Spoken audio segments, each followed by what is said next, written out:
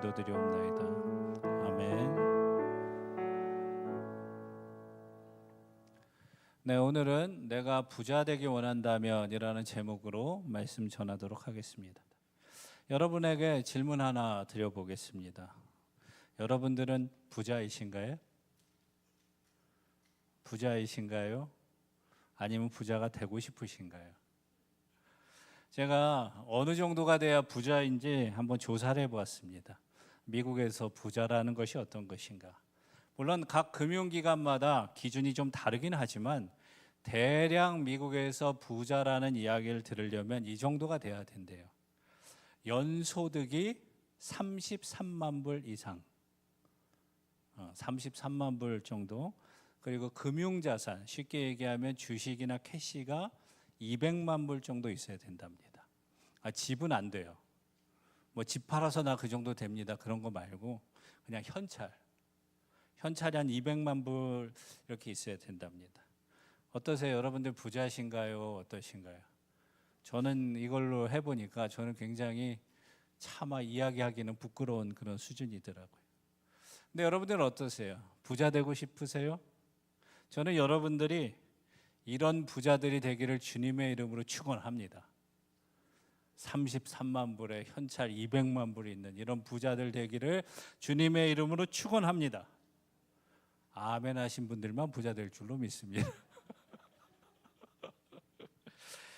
여러분, 성경에 많이 등장하는 단어 중에 어떤 것이 있을 것 같으세요? 사랑하라, 찬양하라, 기도하라, 믿어라, 믿음, 이런 표현들이 굉장히 많이 나올까요?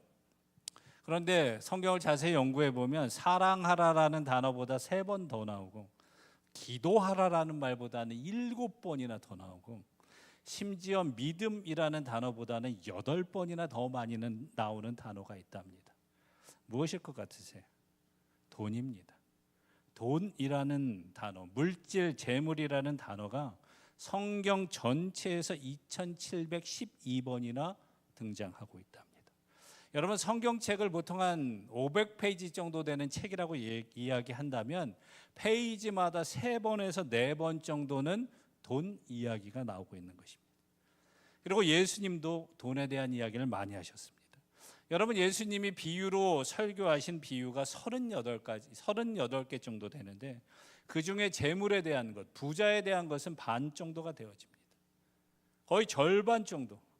사실 돈과는 전혀 관계없는 삶을 사실 것 같은 예수님도 설교의 절반을 물질과 부자에 대해서 이야기하고 있습니다. 자, 그렇다면 여러분, 왜 성경은 이렇게 자주 말할까요? 여러분, 왜 그런다고 생각하십니까? 하나님은 부자를 좋아해서요? 하나님이 돈이 필요해서요? 천국에는 금은보화가 많은데 하나님이 무슨 돈이 그렇게 많이 필요하시겠습니까? 아니면 돈 많은 부자가 되면은 성경에 나오는 것처럼 부자는 낙타가 바늘구멍 지나가는 것만큼 어렵다 했으니 부자로서 천국 가는 것이 어려우니까 그것을 경고하려고, 가난하게 살고 청빈하게 살라고 이야기하려고 성경이 그렇게 많이 돈에 대해서 이야기하고 있을까요? 여러분, 무엇 때문에 성경은 계속해서 돈과 부자에 대해서 이야기하고 있을까요? 여러분, 왜 그런다고 생각하십니까? 사실 그 이유는 오늘 본문 34절 때문입니다. 34절 보면 너희 보물 있는 곳에 너희 마음도 있으리라, 이 말 때문에 그래요. 보물이 있는 곳에 마음이 있었어요. 여러분, 돈과 부자가 문제가 아니라 마음의 문제라는 거예요. 우리의 마음이 그곳으로 자꾸 가니까 문제가 된다는 것입니다. 자, 그렇다면 이 시간 보물도 많이 갖고 싶고 부자도 되고 싶고 동시에 주님도 잘 섬기고 싶은 우리가 진정한 부자가 되기 위해서 어떻게 해야 되는지 한번 살펴보려고 합니다. 그 첫 번째는 이것입니다. 어떤 마음을 가질 것인지 정해야 합니다. 여러분, 한번 읽어볼까요? 시작.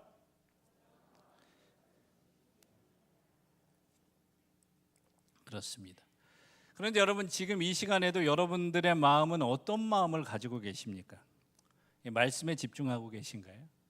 아니면 오늘 본문 29절처럼 너희는 무엇을 먹을까 무엇을 마실까 하여 구하지 말며 근심하지도 말라. 그런데 오늘 점심은 교회에서 무엇을 줄까? 메뉴가 뭐지? 아니면 저녁에 좀 외식 좀 하고 싶은데 이 휴스턴에 싸고 좋은 식당 없나? 이렇게 생각하는 분 계세요? 아니면은 먹고 마실 돈 걱정 안 하고 살고 싶다. 나는 좀 부자가 되고 싶다. 이런 마음이신 거예요. 그런데 우리의 이런 마음에 대해서 미국 스탠퍼드 대학교의 브라이언 교수가 연구를 했답니다. MRI를 통해서 연구를 해봤대요. 사람들이 쇼핑할 때 이 뇌 속에서 어떤 일이 벌어지는지, 어떤 마음을 품게 되는지 연구를 해봤답니다. 그랬더니 실험 결과 3단계를 거치게 되어진대요. 처음에 쇼핑할 때 내가 좋아하는 물건을 보는 순간 쾌락의 중추가 활성이 된대요. 무슨 얘기? 쾌락이 온다는 거예요. 막 가슴이 두근거린다는 거죠. 내가 사고 싶은 그 물건을 봤을 때 가슴이 막 두근거린대요. 근데 이 두근거리는 단계가 사랑하는 사람과 함께 있으면서 느끼는 행복감과 거의 같은 수준이래요. 그런 행복감 잘 누리실 것 같은데 전혀 안 그런 것처럼 앉아 계시. 그런데 그 다음 반응이 있답니다. 가격을 보는 순간 갈등의 단계가 온대요. 살까 말까 이러면서 막 심장이 두근거린다는 거예요. 내 예산으로 살 수 있을까? 아니면 사려니 죄책감이 드는 거예요. 아, 우리 남편 고생하는데, 우리 아내 고생하는데, 아니면 애들이 뭐가 필요하다고 했는데, 그러면서 갈등의 단계가 와요. 그런데 그 갈등의 단계를 넘어서서 마지막 단계가 되면 고통의 단계랍니다. 결제해야 되는 순간이 오면 고통의 중추가 활성화된대요. 아픔을 느끼는 거죠. 아, 돈 나가네. 그러면서 아, 부자였으면 좋겠다. 내가 부자가 아니어서 고통이 찾아오네. 이런 마음이 든다는 거예요. 여러분, 저도요, 아이들이 무엇인가 사달라 그러면은, 또 내일 곧 생일이야, 뭐가 필요해 그러면은, 아, 돈이 없는데 이런 생각이 들면서 동시에 아, 아빠가 부자가 아니어서 좀 미안하다. 넉넉했으면 팍팍 사줄 텐데. 그러면서 또 어디로 가요? 결국에는 돈의 마음이 갑니다. 여러분, 이렇기 때문에 성경은 우리의 마음을 알고 계속해서 물질에 대한 교훈을 주고 있는 것입니다. 여러분, 우리가 물질 앞에서 가져야 될 마음은 내가 원하는 것을 누려야 되겠다는 쾌락의 마음도 아니고, 어떻게 하면 돈을 구해야 되지? 대출을 받을까? 아니면 어디서 빌릴까? 아니면 훔칠까? 이러면서 갈등하는 것도 아니고, 아니면 돈이 없어서 내가 부유하지 않아서 고통을 느끼는 그런 마음도 아닙니다. 성경이 요구하고 있는 마음이 있어요.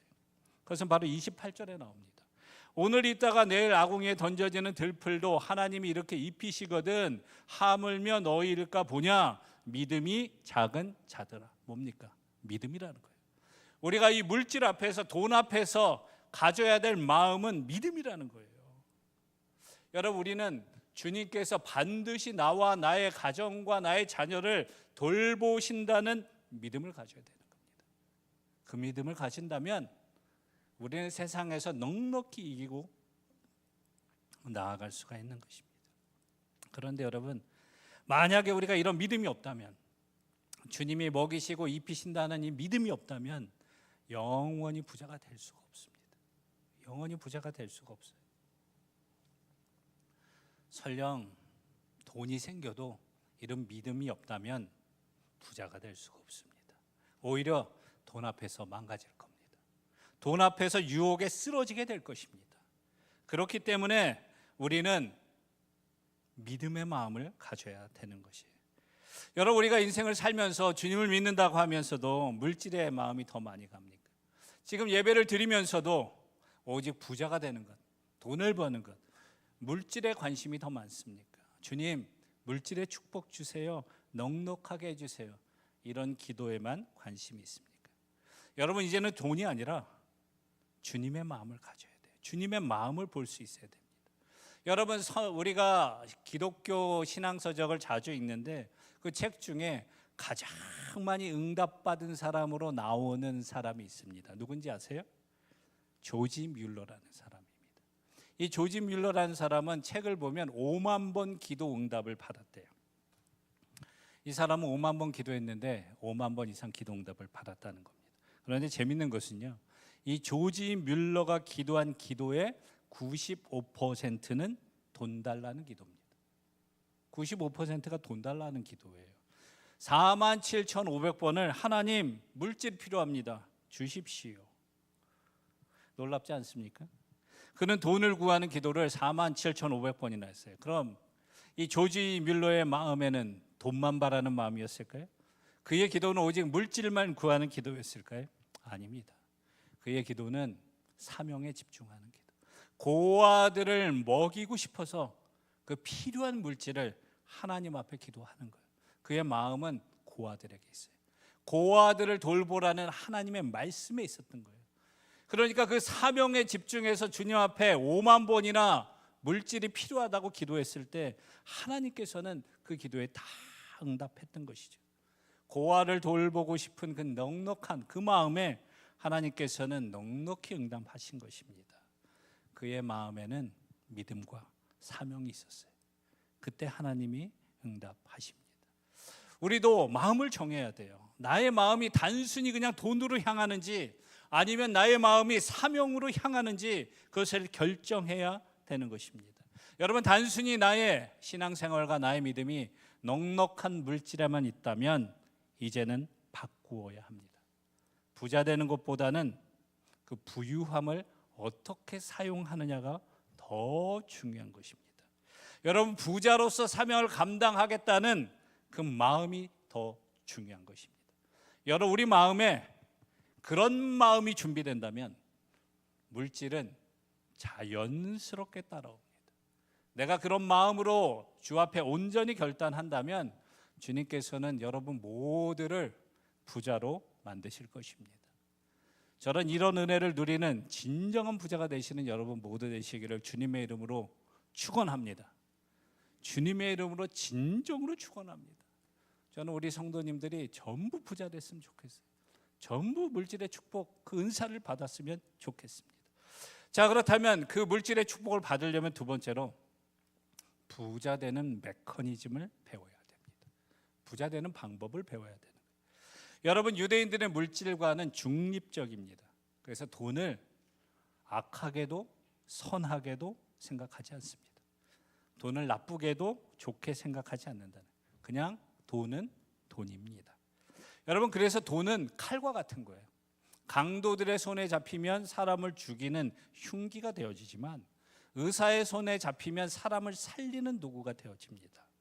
그래서 돈을 잘 사용하면 주변 사람들에게 존경도 받고 은혜를 많이 끼칠 수 있는 거죠.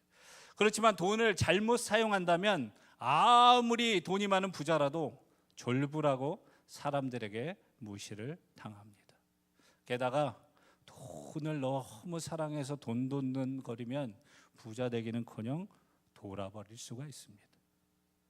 그래서 디모데전서 6장 10절에 이렇게 얘기해요.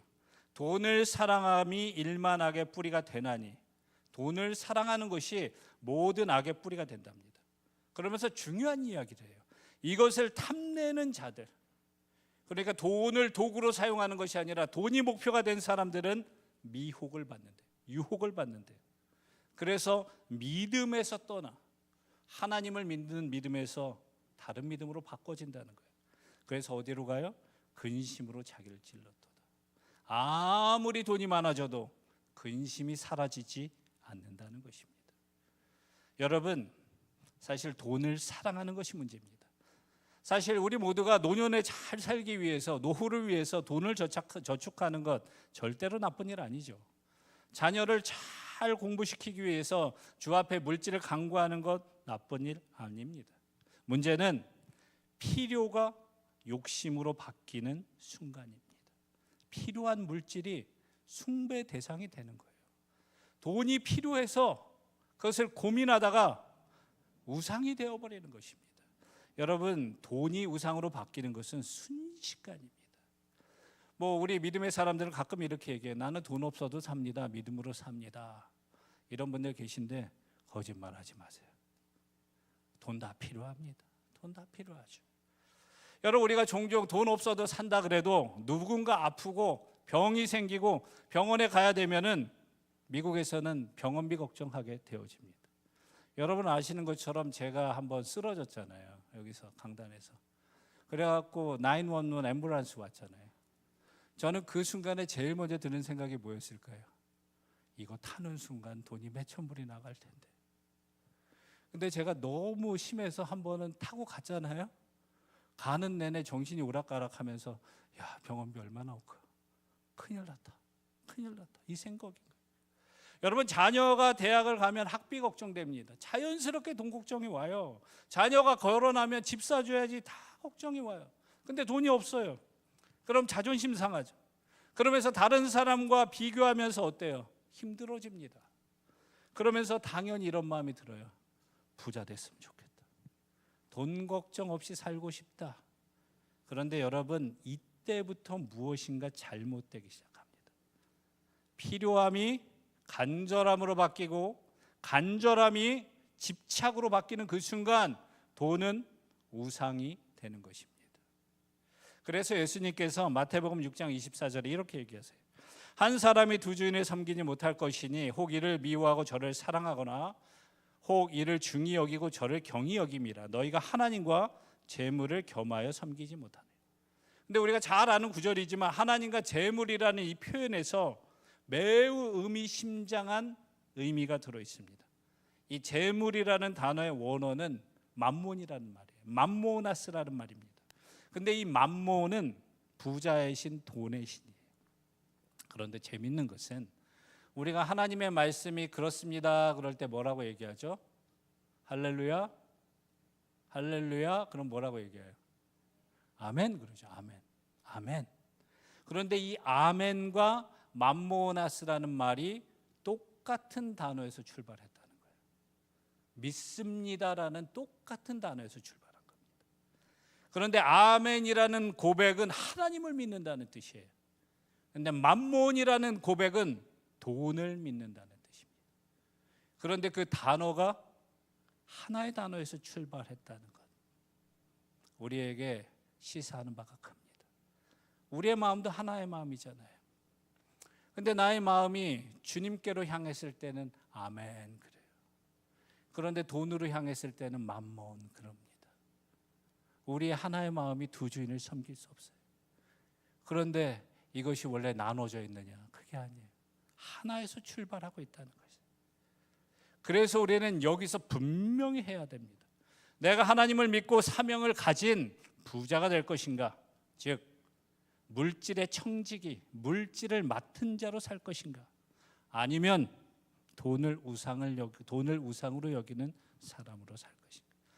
여러분 오늘 본문과 같은 누가복음 12장 그 바로 앞에 보면 13절부터 21절에 부자 이야기가 나옵니다. 근데 예수님은 이 부자를 어리석은 부자라고 해요. 이 땅에서 곡물도 많고 물질도 많아서 쌓아둘 것이 많았는데 창고를 새로 짓습니다. 그런데 그날 밤에 죽었다는 거예요. 이 땅에 막. 그러면서 이렇게 얘기하죠. 하나님은 이르시되 어리석은 자여 오늘 밤에 내 영혼을 도로 찾으리니 그러면 내 준비한 것이 누구 것이 되겠느냐. 네가 지금까지 모아둔 그 재산 쓸모없다. 여러분 많은 경제학자들이 얘기하잖아요. 내가 쓰는 돈이 내 돈입니다. 모아둔 돈 내 돈 아닙니다. 어떻게 될지 몰라요. 쓰는 돈까지가 내 돈이래. 근데 그 말 하고 있는 거예요. 그러면서 자기를 위하여 재물을 쌓아두고 하나님에 대하여 부유하지 못한 자가 이와 같으니라. 하나님에 대해서 부유하지 못한다는 표현이 뭐냐면 하나님을 위해서 사용한 적이 없다는 겁니다. 하나님을 위해서 사용한 적이 없어요. 그러면서 누가복음 16장에 또 부자 이야기가 나와요.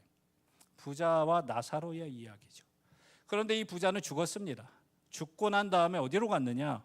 음부로 가게 되었죠.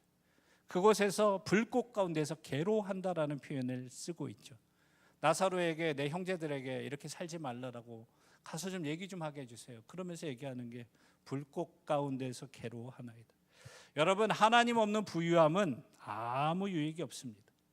여러분 진정한 하나님의 부자가 되기 원한다면 부자가 되는 메커니즘을 배워야 돼요. 그것이 바로 오늘 본문 31절입니다. 이것이 바로 부자가 되는 메커니즘. 여러분 정말로 진정한 하나님의 부자가 되기 원하시고 하나님이 주시는 물질의 축복을 도구로 얻기 원하시는 분들은 이 31절을 잘 봐야 됩니다. 우리 한번 31절 같이 한번 읽어볼까요? 같이 읽겠습니다. 시작. 다만 너희는 그의 나라를 구하라. 그리하면 이런 것들을 너희에게 더하시리라. 하나님의 나라를 먼저 생각하라. 하나님의 나라. 그럼 하나님 뭐래요? 모든 것을 더한다. 하나님에 대해서 부유하게 하면 하나님이 모든 것을 더해 준다는 거예요. 하나님 나라를 위해서 쓰겠다라고 구하면 하나님이 반드시 준다는 것입니다. 저는 우리 새누리의 모든 성도들이 이런 부유함을 누리는 사람들, 부자 되는 방법을 아는 믿음의 성도들이 되기를 주님의 이름으로 축원합니다. 축원합니다. 부자 됩시다. 아멘. 아유, 목사가 부자래라고 자꾸 설교하니까 왠지 아닌 것 같아요, 이런 생각이 드세요? 아닙니다. 저는 여러분 모두가 주 안에서 주님이 주시는 물질의 청지기로 그 주님이 예비하신 모든 축복을 받는 믿음의 사람들이 되기를 간절히 기도하고 축원합니다. 자, 그렇다면 마지막 세 번째로 진정한 부자가 되기 원한다면 어떻게 해야 될까요? 세 번째는 이것입니다. 같이 한번 읽어볼까요? 읽겠습니다. 시작. 축복의 돈자루를 만들어야 합니다. 축복의 돈자루라고 하니까 좀 이상하세요? 근데 오늘 본문 33절 보면 이렇게 되어 있습니다. 너희의 소유를 팔아 구제하여 낡아지지 아니하는 배낭을 만들라. 곧 하늘에 둔 바 다함이 없는 보물이니 거기는 도둑도 가까이 하는 일이 없고 좀도 먹는 일이 없느니라. 여기 보면 배낭을 만들라고 되어 있어요. 배낭. 그런데 이 배낭을 뜻하는 원어 헬라어를 보면 발란티온이라는 말입니다. 그런데 이 발란티온이라는 말은 돈을 넣어두는 자루를 뜻해요. 그러니까 그냥 배낭이 아닙니다. 돈 배낭이에요. 돈자루입니다. 그런데 예수님께서 이 33절에 이야기할 때는 이걸 복수로 사용하고 있어요. 그러니까 돈자루를 계속 만들라는 거예요. 돈자루. 그런데 이 우리가 만드는 돈자루는 어떤 돈자루야? 도둑도 안 들고 좀도 안 먹는다 그래요. 뭐 도둑이 안 든다는 건 이해가 되죠. 좀이라는 것은 성경에서 좀이라는 벌레를 표현할 때는 우리의 믿음을 조금씩 망가뜨리는 재앙이나 사건을 뜻합니다. 무슨 이야기냐면 자녀가 아프거든지 교통사고가 나든지 그러면서 믿음이 흔들리는 거예요. 내 물질도 깨지고 믿음도 흔들리고 그러면서 점점 망가지는 겁니다. 이런 것을 뜻할 때 좀이라고 이야기해요. 그런데 여러분, 내가 하나님이 주시는 축복의 돈자루를 만들면 본문처럼 하늘에 둔 바 다함이 없는 보물이니 진정한 보물이래. 거기는 도둑도 가까이 하는 일이 없고 좀도 먹는 일이 없니라. 도둑도 없고 재앙과 사건도 일어나지 않는다고 이야기하죠. 그러면서 이 하나님의 돈자루를 만드는 방법을 이야기합니다. 그것이 바로 33절이에요. 33절 보면 너희 소유를 팔아 구제하여. 내 거 하지 말고 내 것을 팔아서 하나님을 위해서 넉넉히 쓰라는 것입니다. 아멘이십니까? 그런데 여러분, 내 소유를 팔아서 하나님 것을 쓰라 그러니 벌써부터 마음이 어렵죠. 하나님이 축복 주면 그걸로 쓰겠습니다. 이거는 참 쉬워요. 그런데 내 소유를 팔아서 하나님을 위해서 쓰라? 그럼 차를 팔아야 하나, 집을 팔아야 하나? 당장 월세도 있고 집세도 있고 보험료도 있고, 그리고 또 이런 생각도 들어요. 내가 하나님께 조금 드린다고, 하나님은 천국에 금은보화가 많은 곳에 사시는데 내가 이렇게 어렵게 벌은 돈을 하나님 앞에 조금 드린다고 해서 천국에 티가 날까? 그런 생각도 들죠. 그러면서 고민이 많아집니다. 그런데 여러분, 이 고민, 우리가 겪는 이 고민 우리의 것만은 아닙니다. 신약 성경에 나오는 부자 청년도 이 고민을 했어요. 한 부자 청년이 예수님을 찾아오죠. 그러면서 거듭나는 방법을 묻습니다. 그때 예수님께서 모든 소유를 팔아 가난한 자들에게 주고 나를 따르라 이렇게 얘기하죠. 그때 이 부자 청년 근심하면서 떠납니다. 소유를 팔 수 없었던 거예요. 그러니까 근심이 온 거죠.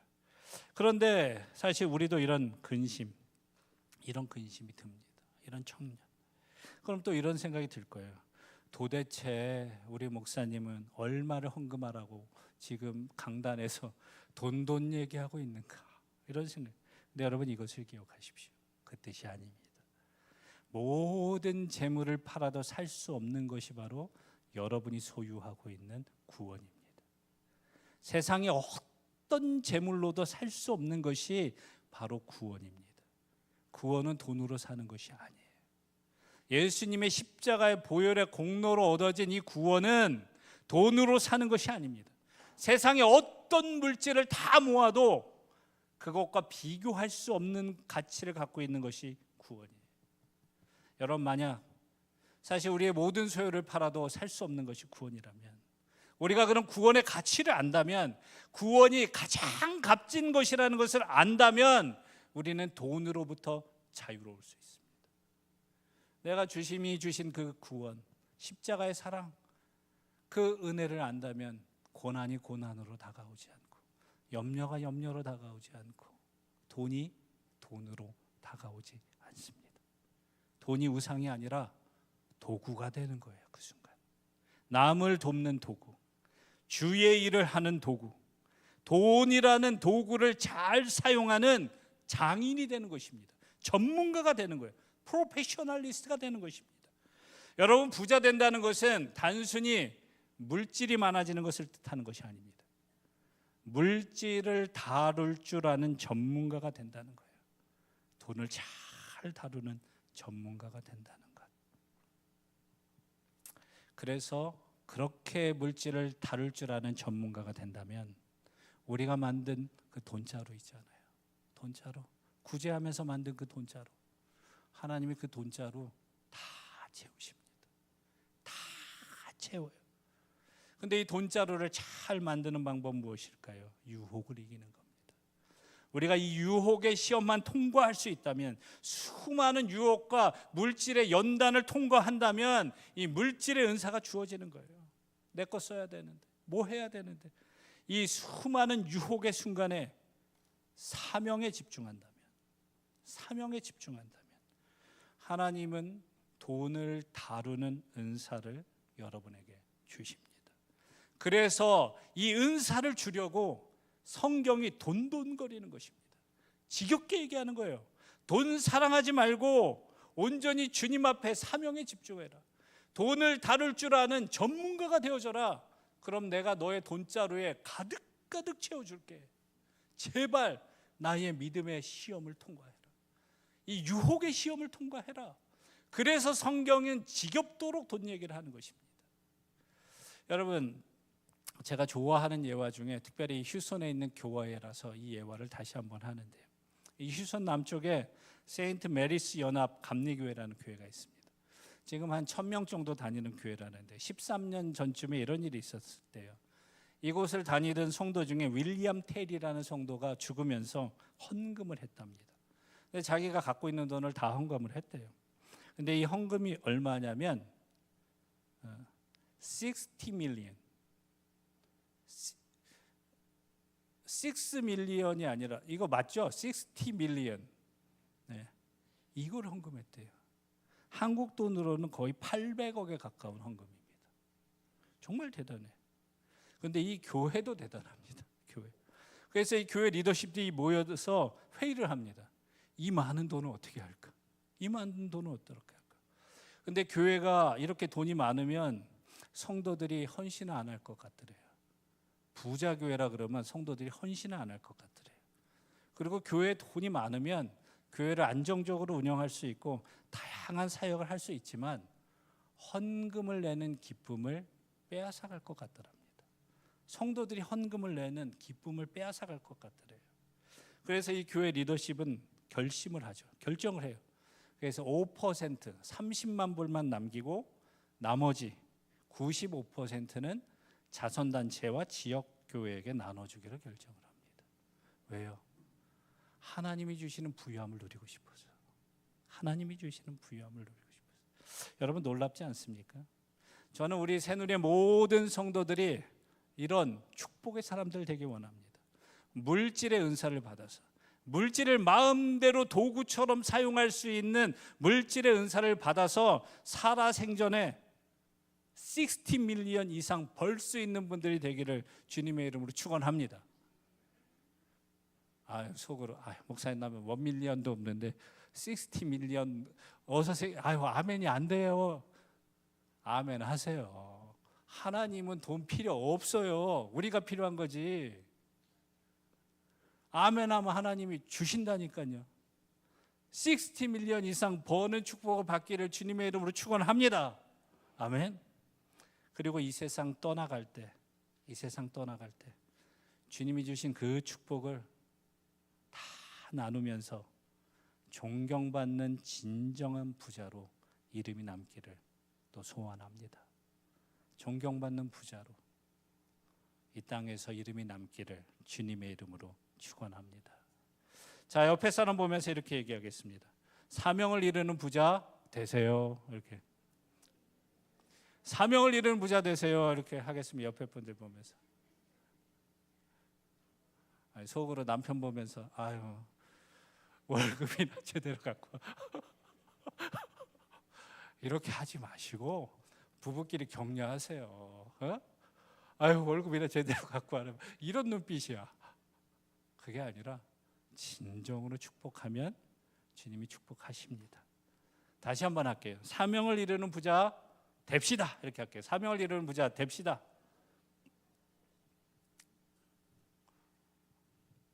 다 되실 줄 믿습니다.